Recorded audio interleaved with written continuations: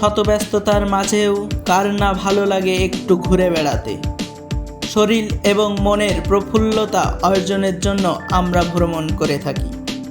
রোমাঞ্চকর স্থানে সময় কাটানোটা ভালো লাগার একটি বিষয়। পৃথিবীতে সৌন্দর্যের এমন অনেক লীলাভূমি আছে যা দেখার জন্য ভ্রমণ পিপাসুরা রীতিমতো ব্যাকুল হয়ে থাকে। তেমন 10টি সুন্দর দর্শনীয় স্থানের কথা আজ এই ভিডিওটিতে আমরা জানব।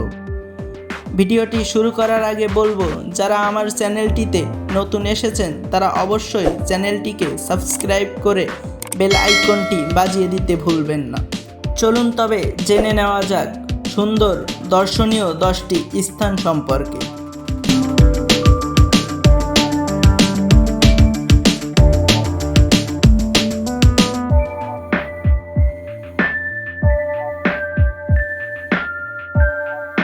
নাম্বার 10, ফি ফি দ্বীপপুঞ্জ, Thailand.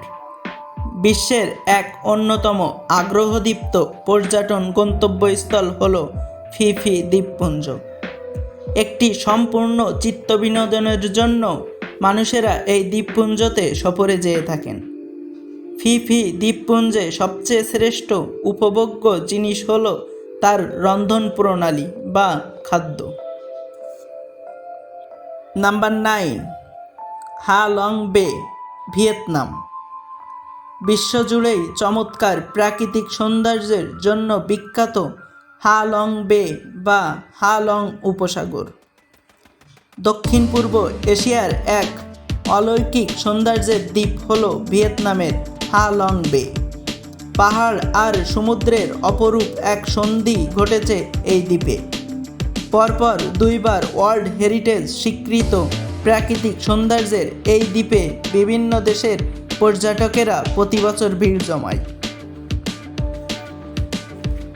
Number 8, Northern lights, Iceland. রাতের বেলা পৃথিবীর আকাশ কালো হয়ে যাবে, একরাশ জ্বলজ্বলে তারা ও নক্ষত্রদের সেখানে জ্বলতে দেখা যাবে। এটাই তো স্বাভাবিক। রাতের বেলা আকাশের কিছু অংশে সবুজ রং ছড়িয়ে থাকে। সবুজের সাথে মাঝে মাঝে লাল, নীল, গোলাপি রঙের দেখা মেলে। আকাশের এই রঙের ছড়াছড়িকেই বলা হয় Northern lights. Number 7, wisteria tunnel, Japan. Wisteria এক ধরনের ফুলের নাম। এই ফুলের গাছ দিয়েই তৈরি উইস্টেরিয়া টানেল। জাপানের কাওয়াচি ফুজি গার্ডেনে ব্যক্তি মালিকানাধীন তৈরি করা হয়েছে এই টানেল। এপ্রিল মে যখন উইস্টেরিয়া ফুলের মৌসুম, তখন এই টানেল সাধারণ মানুষের জন্য উন্মুক্ত করে দেওয়া হয়। নাম্বার 6, ঝাংজিয়াজি ন্যাশনাল পার্ক, চীন। চীনের হুনান প্রদেশের তিয়ানমেন পর্বতে অবস্থিত ঝাংজিয়াজি ন্যাশনাল পার্ক চীনে ভ্রমণকারী মানুষের আগ্রহের কেন্দ্রবিন্দুতে পরিণত হয়েছে।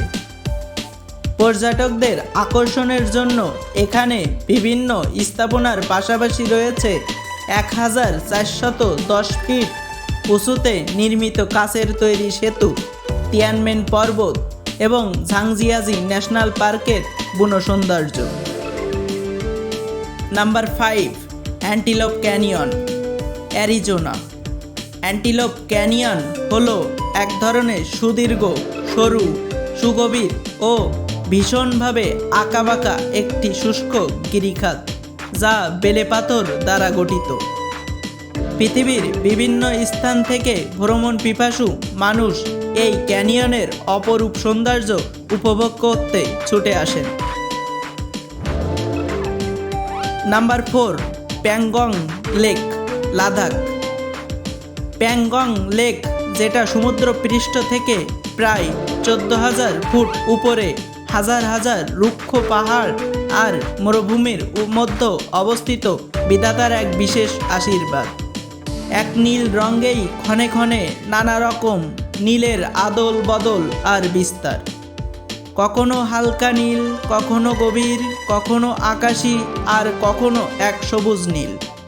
কখনো মনে হবে পাথুরে পাহাড়ের সঙ্গে মিলেমিশে ধূসর আর নীলের এক নাম। নাম্বার 3, সালার দে ইউনি, বলিভিয়া।